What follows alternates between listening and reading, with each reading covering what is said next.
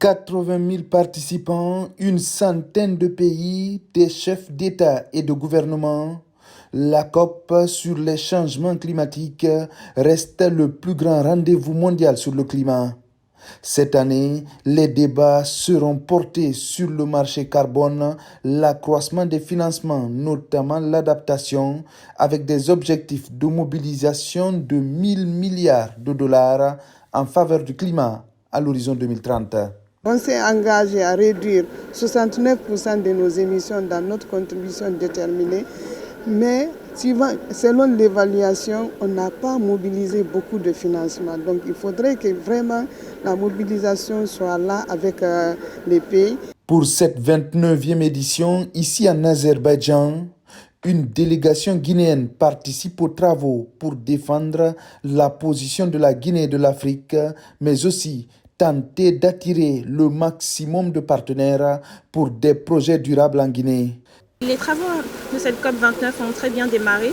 Les parties sont dans un bon état d'esprit pour parvenir à un consensus sur les questions liées au changement climatique.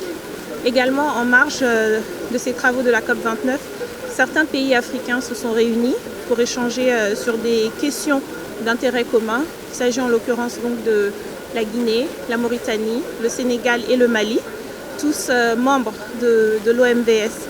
Il faut dire que nous sommes affectés de manière assez similaire par les effets du changement climatique.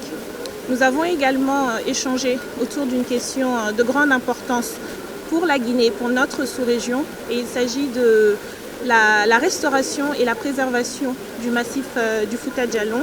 Sous le leadership du président de la République, le général Mamadi Doumbouya, la Guinée entend mobiliser les acteurs internationaux pour la préservation du massif du Fouta Djallon. À Bakou, les débats seront intenses sur l'avenir de la planète.